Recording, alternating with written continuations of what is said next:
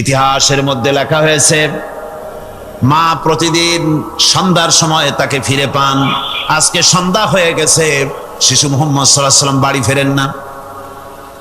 কারণ কি, কেন বাড়ি ফেরে না? সন্ধ্যার দিকে তিনি চলে গিয়েছেন পাহাড়িয়া ময়দানে, যে দেখেন ধুধু করতেছে, চতুর্দিকে সন্ধ্যা হয়ে গেছে, অন্ধকার হয়ে গেছে, কোনো ছেলে পেলে নাই, কেউ নাই। পাহাড়ের পাদদেশে বসে শিশু মুহাম্মদ সাল্লাল্লাহু আলাইহি ওয়াসাল্লাম কাঁদতেছেন। মা প্রশ্ন করলেন, বাবারে সন্ধ্যা উত্তীর্ণ হয়ে গেল, কেন একা একা বসে বসে কাঁদো? তিনি বলছেন, মাজি আজ কদিন খেলা দেখতে আসলাম ময়দানে, প্রতিদিন দেখি যখন সন্ধ্যা হয়ে যায় মুরব্বী শ্রেণীর কিছু লোক আসে, ছেলেকে নাম ধরে ডাক দেয়, ছেলেরা দৌড়ে তারা বাবার কাছে চলে যায়, আর বাবা ছেলেকে কোলে নিয়ে মুখে চুমা দিয়ে বাড়ির দিকে নিয়ে যায়। আমি আজ কদিন পর্যন্ত এই ময়দানে এলাম, কোনদিন সন্ধ্যা বেলায় তো কেউ এসে আমাকে মোহাম্মদ বলে একটা ডাক দিল না। আমার আব্বা কি নাই? আল্লাহ রাব্বুল আলামিন বলেন, আলাম ইয়াজিদকা ইয়াতীমান ফাআওয়া। এরকম এতিম অবস্থায় পেয়ে আমি কি আপনাকে আশ্রয় দেই নাই? আপনাকে আমি পেয়েছি এতিম অবস্থায়, এরপরে আমি আপনারে আশ্রয় দিলাম। ওয়া ওয়াজাদাকা দাল্লান ফাহাদা। এরপরে আমি আপনাকে পথ হারা পেলাম, আমি আপনাকে পথের দিশা দিয়া দিলাম। ওয়া ওয়াজাদাকা আইলান ফাআগনা। এরপরে আমি আপনাকে দরিদ্র অবস্থায় পেয়েছি, তারপরে আমি আপনার দারিদ্র মুক্ত করেছি আপনাকে। মানুষ যখন ভিক্ষা নিতে আসে, গরিব মানুষ ভিক্ষা চাইতে আসছে, ওই মেয়ে আত্মাহিত জানো, দোয়া কুনুত জানো, বাড়ি যেয়ে কাজ করবা, এই সব আজে বাজে কথা বলে ভিক্ষা দেয় না। সাইলকে ধমক দিতে রাসূল করিম সাল্লাল্লাহু আলাইহি ওয়াসাল্লাম নিষেধ করেছেন, সাইলকে ধমক দিও না। ইসলাম প্রচারে সহযোগিতা করুন, চ্যানেলটি সাবস্ক্রাইব করুন। যারা আল্লাহকে ভালোবাসবেন তারা অবশ্যই চ্যানেলটি সাবস্ক্রাইব করুন। গাড়িতে বসে যাচ্ছেন সাহেব, ট্রাফিক মোড়ে যখন সিগন্যাল জ্বলল, গাড়িগুলি দাঁড়ায় গেল, ফকির এসেছে, হাত নাই পাও নাই, বুড়া মানুষ, একটা পয়সা বার করে না। আবার এই মানুষটি ওই ফকিরকে ধমক দিয়া বার করে দিল। এরপরে এই লোকটি যখন কোনো মাজারের কাছে পৌঁছে গেল, 500 টাকার কড় করে নোটটা ফেলে দিল। বলেন টাকা দরকার কার? মরা মানুষের না জিন্দা মানুষের? কার দরকার? যার টাকা দরকার ছিল তারে দেওয়া হলো না, যার দরকার নাই তারে দেওয়া হলো। এরপরে লোকটা না খেয়ে যখন মারা গেল, পথের ফকির, রাস্তার ফকির, না খেয়ে মারা গেছে। এরপরে তার কাপড়ের কাপড় নাই, লোকটাকে রাস্তার উপরে শোয়াইয়া একটা ছেঁড়া কাপড় দিয়ে ঢেকে রেখেছে। বড় লোকেরা, সাহেবরা তখন গাড়ি দাঁড় করে আর 5টা টাকা 2টা টাকা করে তার লাশের উপরে মারতেছে। এটা মানবতার এর চাইতে লাঞ্ছনা, মানবতার জন্য এর চাইতে গঞ্জনা আর কিছুই হতে পারে না। মানবতার প্রতি লাঞ্ছনা এর থেকে আর দুর্গতি কি হতে পারে? একবার তিনি ঈদের দিকে নামাজ পড়ার জন্য যাচ্ছেন, প্রতিমধ্যে দেখেন একটা বাচ্চা ছেলে কাঁদতেছে। এই রাস্তায় কত মানুষ গেল, কেউ দাঁড়ালো না থমকে, বাচ্চার ক্রন্দন কাউকে থামাইতে পারলো না। কিন্তু বিশ্ব নবী, দয়ার নবী রাহমাতুল লিল আলামিন বাচ্চার কান্না দেখে পাও বাড়াতে পারলেন না। নবীজি দাঁড়ায় গেলেন, জিজ্ঞেস করেন, ও বাচ্চা, ঈদের দিনে কাঁদো কেন? ঈদের দিনে তো কাঁদতে নাই। বাচ্চা বলে, তোমার কাছে বলবো না, আমি সেই সকালবেলা থেকে বসে আছি, আমি যদি মক্কার আব্দুল্লাহর পুত্র মুহাম্মদ রাসূলুল্লাহ সাল্লাল্লাহু আলাইহি সাল্লামকে পাই, মনের দুঃখ তার কাছে বলবো। বিশ্ব নবী জমিনের উপরে বসে পড়লেন, বাচ্চারে কোলের উপরে উঠায় বলেন, বাচ্চা বলো কি তোমার দুঃখ? তুমি যার জন্য বসেছো আমি তো সেই এতিম নবী। কি বলতে চাও? বাচ্চা বলতেছেন, ইয়া রাসূলুল্লাহ, আমার বাবা মারা গেছে। সেই ছোট্টবেলায় একেবারেই তখন মায়ের পেট থেকে আমি আসার পর বাপ মরে গেল। আমার মা আর একজনের সঙ্গে বিয়ে বসেছে। সেই পুরুষটি আমারে দেখতে পারে না। আমার মা যদি আমারে কোলে করে এসে সহ্য করতে পারে না, আমারে চুমা খাইলে সহ্য করতে পারে না, আমারে খাবার দিলে মা মার খায়। আজ ঈদের দিনে রাতে আমার মা আমাকে বলল, বাবারে তোমার কপাল খারাপ, তোমার বাবা মারা গেছে, তোমাকে সাহায্য করার কেউ নাই, আমি তোমার যত্ন করতে পারলাম না, কোলে নিয়ে সুমাও দিতে পারি না, আমার এমনই কপাল খারাপ। সুতরাং এতিমের দরদ এতিম ছাড়া আর কেউ বুঝবে না। তুমি আজ চলে যাও, ওই রাস্তায়, ঈদের রাস্তায় দাঁড়ায় থাকো, মাঠের রাস্তার পাশে, বিশ্ব নবীর কাছে তোমার দুঃখ বলো, এতিমের দুঃখ তিনি বুঝবেন। আমি মায়ের কথা মতো এই জায়গায় এতক্ষণ বসে আছি, হুজুর আপনি দয়া করে, আমার কথা তো আপনার কাছে বললাম, আমার মনের এই দুঃখ। নবীজি বাচ্চার কথা শুনতেছিলেন, চোখ দিয়া পানি পড়তেছিল। বাচ্চাকে বুকের সঙ্গে জড়িয়ে ধরে নবীজি বলেন, ও এতিম, মুহাম্মদ সাল্লাল্লাহু আলাইহি ওয়াসাল্লাম যদি তোমার পিতা হন আর হযরতে আয়েশা যদি তোমার মা হয়ে যায়, বলো তোমার মনের দুঃখ মেটে নাকি?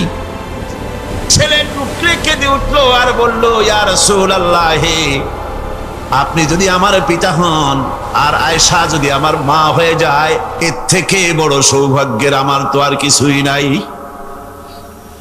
নবীজি এতিমকে বাড়ি নিয়ে গিয়ে হযরতে আয়েশার হাতে তুলে দিয়ে বললেন, আয়েশা রে, পবিত্র ঈদের দিনে আল্লাহ রাব্বুল আলামিন তোমার জন্য একটা উপহার পাঠিয়েছেন, এটা যত্ন করো। এতিমের প্রতি দরদ রাখার জন্য আল্লাহ রাব্বুল আলামিন বলেছেন, এতিম, মিসকিন, বিধবা, অসহায় লোক, তাদের প্রতি যাতে করে মুসলিম সমাজ লক্ষ্য রাখে, সেজন্য আল্লাহ পাক নির্দেশ করেছেন। এইসব গরিব মানুষগুলি, নারী, গরিব, অসহায়, নির্যাতিত, তারা ইসলাম কবুল করেছেন সর্বপ্রথম। সুতরাং ইসলাম পুঁজিবাদের আশ্রয়স্থল নয়, ইসলাম হচ্ছে দুনিয়ার সমস্ত মজলুম মানবতার আশ্রয়স্থল। যেরকম আলহামদুলিল্লাহ। আমার বন্ধুগণ, ইসলামী বিপ্লবীর দাওয়াতের পর্যায়ে মক্কি জিন্দেগিতে যখন সূরাগুলি রাসূলের আসতেছিল, সেই সময় আল্লাহ রাব্বুল আলামিন বলেছেন, ওয়াহাদাইনাহুন নাজদাইন, আমি কি উভয় স্পষ্ট পথ তাদেরকে দেখায় দেই নাই? উভয় স্পষ্ট পথ তাদেরকে দেখানো হয়েছে। ফালাকতাহামাল আকাবাতা ওয়া মা আদরাকা মাল আকাবা ফাক্কু রাকাবা। তুমি কি জানো, তারা, আসল কথা হলো তারা সেই দুর্গম বন্ধুর ঘাঁটিটি অতিক্রম করতে চায় না। তুমি কি জানো সেই বন্ধুর দুর্গম ঘাঁটিটি কি? তা হচ্ছে শৃঙ্খল বন্দি দশা থেকে মানুষদেরকে মুক্ত করে দেওয়া, আর আও ইতআমুন ফি ইয়াউমিন যী মাসগাবা ইয়াতীমান যা মাকরাবা আও মিসকিনান যা মাতরাবা। উপবাসের দিনে নিকটবর্তী এতিম দুঃখীকে খেতে দেওয়া, আর ধুলামলিন মিসকিন যারা আছে তাদেরকে খেতে দেওয়া, যাদের পেটে খাবার নাই ক্ষুধার দিনে খুঁজে খুঁজে তাদেরকে খাবার দেওয়া।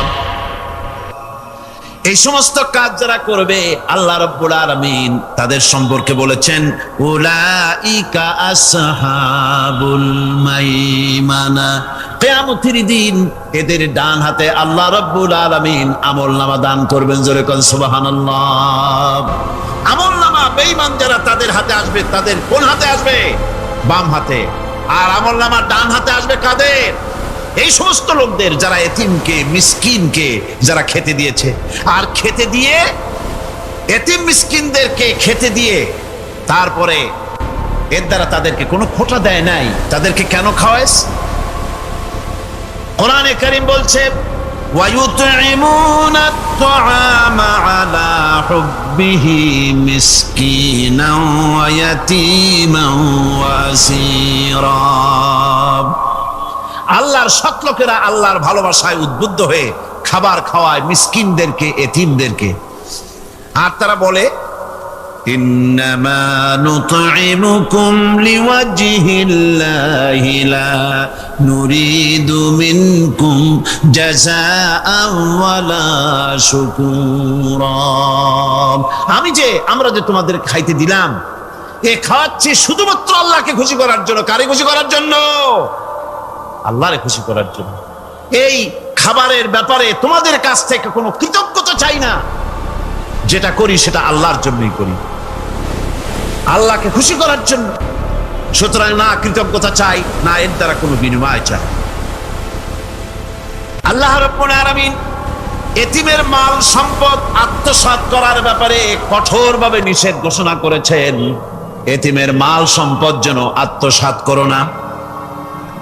কোরআনে কারিমে স্পষ্ট ভাষায় বলা হয়েছে, ওয়াতুল ইয়াতামা আমওয়ালাহুম ওয়ালা তাবাদদালুল খাবিসা বিত-তাইয়্যিব।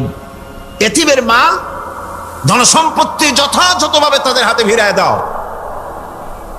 ওয়ালা তাবাদদালুল খাবিসা বিত-তাইয়্যিব, আর তাদের ভালো মালগুলি তোমার খারাপ মাল দিয়া বদলাইয়া দিও না। ولا تأكلوا أموالهم إلى أموالكم إنه كان حوبا كبيرا। আর তাদের সম্পদ তোমাদের সম্পদের সাথে যেন মিশাইয়া হজম করে ফেলে দিও না। এটা অত্যন্ত মস্ত বড় গুনাহ। এ কাজ তোমরা করবে না। অন্যায়ভাবে এতিমের মাল যারা ভক্ষণ করে, তারা তো এতিমের মাল খায় না, বরং পেটের মধ্যে তারা আগুন ঢুকায়। পেটের মধ্যে কি ঢুকায়? সায়াসলাউনা সাঈরা। আর অচিরেই এদেরকে জাহান্নামে নিক্ষেপ করা হবে। কোথায় নিক্ষেপ করা হবে? জাহান্নামে। যারা এতিমের মালকে ভক্ষণ করে, এতিমের মাল নষ্ট করে, এতিমের হক নষ্ট করে, তাদের জায়গা জাহান্নাম। আর এতিমের মাল যারা খায়, তারা যেন আগুন খায়। কি খায়? এতিমের ধন সম্পদ হজমকারীদের ব্যাপারে তাদের যে বিরাট হীনমন্যতা কাজ করে, এজন্য আল্লাহ পাক বলতেছেন, কাল্লা বাল্লা তুকরিমুনাল ইয়াতীম। না, কখনোই নয়। আসল ব্যাপার হচ্ছে তোমরা হীনমন্যতার কারণে এতিমকে সম্মান দাও না, এতিমকে মর্যাদা দাও না। ولا تحاضون على طعام المسكين। আর মিসকিনদেরকে তোমরা পরস্পরকে খেতে দেওয়ার জন্য তোমরা উৎসাহিত করো না। নিজেরাও খাও না, অন্যদেরকেও সে পথে উৎসাহিত করো না। এই যে কাজগুলি তোমরা করো, এটা মস্ত বড় অপরাধ। আল্লাহ রাব্বুল আলামিন এতিমের মাল সম্পর্কে আরো বলছেন, ولا تقربوا مال اليتيم إلا بالتي هي أحسن حتى يبلغ أشده। আল্লাহ পাক বলছেন, এতিমের মালের নিকটবর্তীও হবে না যতক্ষণ পর্যন্ত তারা যৌবন প্রাপ্ত না হয়, বুদ্ধি শুদ্ধি না আসে, ততক্ষণ পর্যন্ত এতিমের মালের কাছে যাবে না। হ্যাঁ যাবে, মালটাকে রক্ষণ করার জন্য, রক্ষণাবেক্ষণ করার জন্য, মালগুলি খাওয়ার জন্য না। এতিমদের ব্যাপারে আল্লাহ পাক এভাবে সতর্ক করেছেন। মানুষ যখন, বাচ্চাগুলি যখন এতিম হয়ে যায়, বাচ্চা বেঁচে থাকতে, বাচ্চার বাপ মা বেঁচে থাকতে বাচ্চারে কোলে নেয়। দেখবেন বড় লোকের ছেলে দেখতে ভালো দেখা যাচ্ছে না, নাকে ময়লা, তাতে ময়লা, তারপরেও বড় লোক, সেই জন্য বাচ্চাটারে কোলে নেয়। ইচ্ছা করে না, তারপরেও তারে খুশি করার জন্য কোলে নেয়। করে না কিরকম? এরকম করে। বাপ মা বেঁচে আছে, তখন চাচাতে মামুতে ভাগ্নাকে ভাতিজাকে আদর করে কোলে নেয়, ঘাড়ে নেয়, চুমা খায়। আর যখন বাপ মা মরে গেল, বাপ যখন মারা গেল, এই ছোট্ট বাচ্চাটি চাচার দিকে ফেলফাল করে তাকায়, মায়ের দিকে তার মামার দিকে ফেলফাল করে তাকায়, একটি বারের জন্য কোলে নিয়ে তখন আর আদর করে না। মনের মধ্যে তখন দুর্বিসন্ধি থাকে, এই বাচ্চা মরুক, অথবা তার সম্পদ যা আছে সম্পদগুলিকে লুটপাট করে নেয়। আল্লাহ পাক বলছেন কোরআনকে মানো, কোরআনকে মেনে চলো, তাহলে সমাজ সুন্দর হবে, ভয় থাকবে না, চিন্তা থাকবে না। এই পৃথিবীতে প্রথম দিন থেকেই পৃথিবীতে দুইটা শ্রেণী চলে এসেছে এই পৃথিবীতে, একটা হচ্ছে ধনী আর একটা হচ্ছে দরিদ্র। ধনী আর গরিব আবহমান কাল থেকে এই দুই শ্রেণী চলে আসছে। আদিকাল থেকেই মানুষ এই দুই শ্রেণীর ভিতরে সমতা সৃষ্টির জন্য প্রচেষ্টা চালিয়েছে। দার্শনিকরা চালিয়েছে, বিজ্ঞানীরা চালিয়েছে, এবং এক একজন এক এক ধরনের মতবাদ দিয়ে এই দুই প্রান্তিক অবস্থা থেকে একই সমান্তরালে আনার জন্য চেষ্টা আর কম করেনি। পুঁজিবাদের হাত থেকে রক্ষা পাওয়ার জন্য সমাজতন্ত্র তৈরি হলো, কমিউনিজম তৈরি হলো। অবস্থা তারা দেখতে পেল সর্বনাশ। আগে তো ছিলাম চোরের বাড়ির সামনে, সব চুরি হয়ে যেত, এখন তো ডাকাতের ঘাটে সেই নৌকা লাগালাম, এখন তো জানো যাবে। সেজন্য সমাজতন্ত্র পৃথিবীকে কিচ্ছু দিতে না পেরে নিজের দেশেই আত্মহত্যা করলো। এরপরে আবার বাঁচার জন্য মুক্তবাজার অর্থনীতির নামে সমাজতন্ত্রীরা আবার সেই পুঁজিবাদের দিকে অগ্রসর হওয়ার চেষ্টা চালাচ্ছে। পৃথিবী সাক্ষী, দুনিয়া সাক্ষী, মানুষের তৈরি করা মতবাদ দিয়া পৃথিবীতে কোথাও স্থায়ী কোনো শান্তি আসে নাই। এ কথাটা কি মিথ্যা না সত্য? এ কথা মিথ্যা না সত্য? সুতরাং এই পৃথিবীর বুকে না সমাজবাদ দিয়ে শান্তি হবে, না পুঁজিবাদ দিয়ে শান্তি হবে। পৃথিবীর বুকে শান্তি হতে পারে কেবলমাত্র নবীদের পরিকল্পনার মাধ্যমে। কারণ দার্শনিক বিজ্ঞানীরা যা বলেছেন, পরিকল্পনা দিয়েছেন, সব তাদের মন মস্তিষ্ক প্রসূত। আর আম্বিয়া আলাইহিমুস সালাম যে পরিকল্পনা দিয়েছেন, সব আল্লাহ রাব্বুল আলামিনের দেওয়া। নবীদের পরিকল্পনা কার? জোরে চিল্লায় কোন কার? আল্লাহ রাব্বুল আলামিন তাদেরকে পরিকল্পনা দিয়েছেন। সেই পরিকল্পনার ভিত্তিতে তারা আদর্শ সেট করেছেন।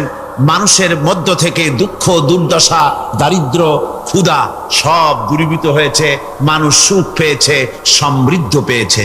ওই হাদিস আপনাদের সামনে আরো বলেছি, অনেক ওলামারা বলেছেন, আপনাদের আবার স্মরণ করিয়ে দিচ্ছি।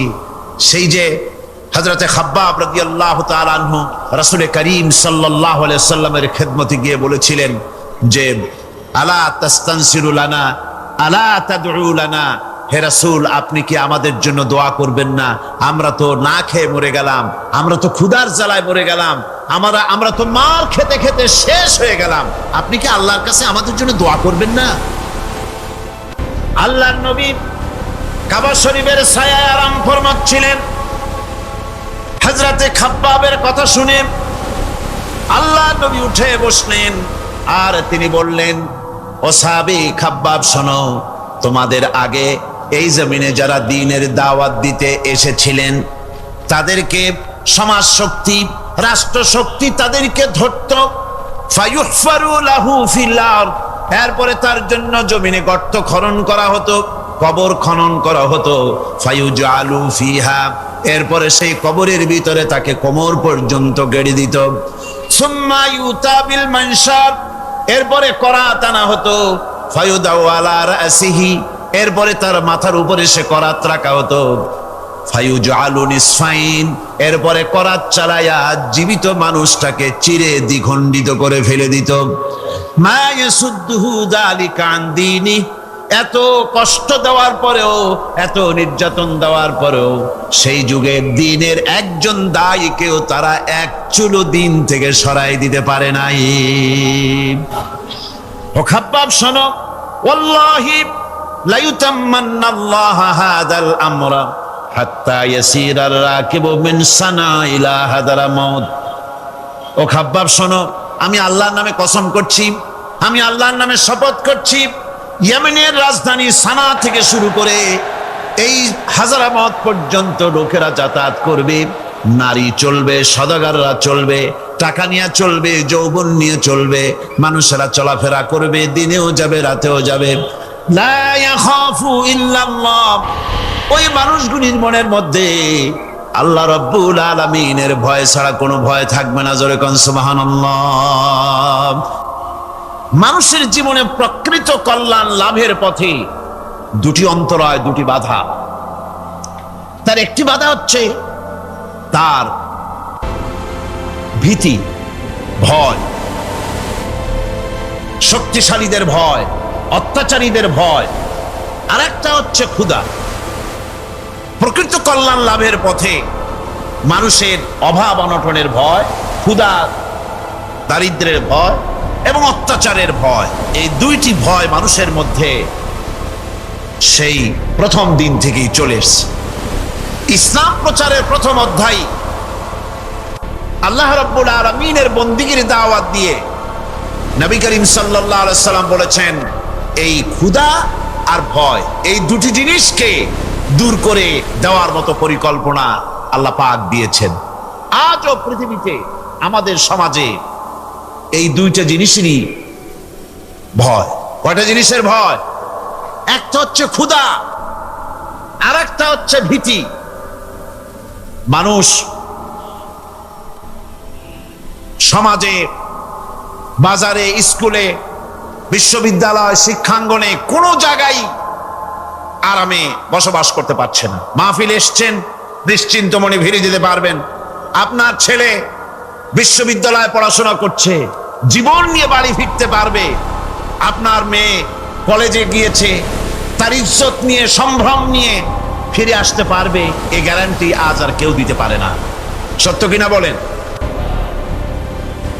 নবীজির কাছে আল্লাহ রাব্বুল আলামিন কোরআনে কারীমের আয়াত নাজিল করলেন, নবীজিকে শোনায় দিলেন।